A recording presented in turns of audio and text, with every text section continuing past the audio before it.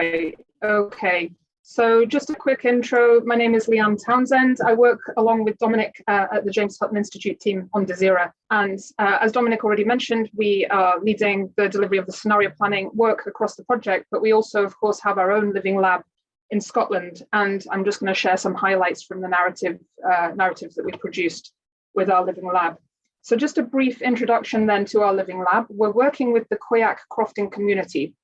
Coyac is situated on the northwest coast of Scotland in the Ross and Cromarty region. It's a very remote rural part of Scotland. The main industries here are crofting, fishing and tourism. And there's a very diversely, spread out population of around 228 people at the moment there. This is a conservation area, so it's an area of outstanding natural beauty. There are many flora and fauna as part of the ecosystem. And as a result of that, it's supported by various initiatives and funds for local development in terms of, social, economic, but also, of course, environmental. I just wanted to quickly tell you what crofting is. Crofting, in case you're not aware, is a form of small-scale farming, typical in hilly upland regions where the geography makes it difficult for other forms of agriculture, especially large-scale arable agriculture. And it's very typical in the Highlands and Islands region of Scotland.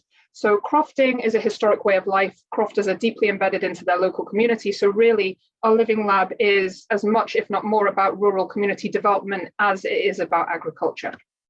So Dominic would have, I suppose, if he'd spoken about the methodology, talked about our method in DESIRA, but what we did was we encouraged the formation of two narratives, one which was worse, not worst, a more kind of pessimistic narrative, and the other one which is better, not best, and that's the more positive version of the future. So I thought, let's start with the negative so we can finish up with something more positive. So for this one, the group called the narrative Digital Clearances. This is a play on words around the Highland clearances, which was this historical event which happened in the 1700s and 1800s, of course, in which so many people were cleared from their land, from their homes in the spirit of agricultural improvement. So it was a very dark time in our history, which is why they fit this with the more negative scenario.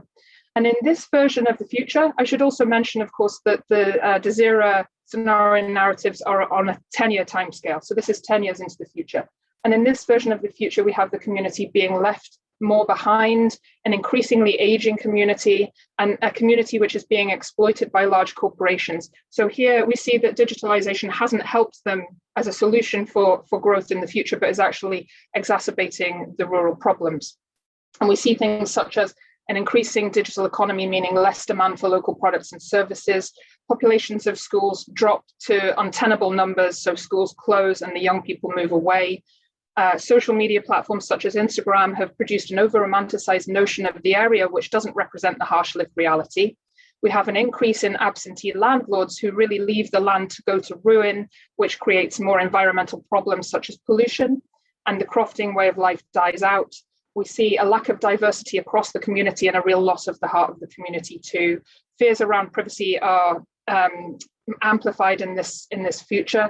And there's a rise in extreme weather events caused by climate change, and of course a rise they see in pandemics as well. But because this community has become less resilient over time, they're not able to respond to these external shocks in a strong way. So finishing up with the slightly positive future, this group called their narrative gross domestic happiness. And this is, of course, a play on words around gross domestic product, which really emphasizes economic outputs. In this version of the future, we look at a more diverse, vibrant and empowered, thriving community. And this growth and resilience has really been enabled through digitalization. So we see in this version of the future, large corporations rejecting profits as markers of success in favor of more social measures. And this leads to improved mental health and well-being in the community, funds going back into the community, and of course, then rising employee satisfaction levels.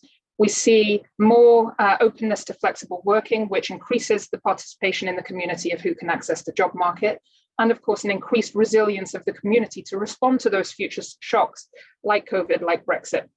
There was also an idea for a central hub, which would be both physical and virtual, which would pull together all of the local services, information and produce all in one place, connecting those producers and community members. So hopefully I've remembered to say everything. I should also say that our scenario workshop was quite recent. So these are just the kind of potted highlights, and we will be analysing and working on that in more depth soon.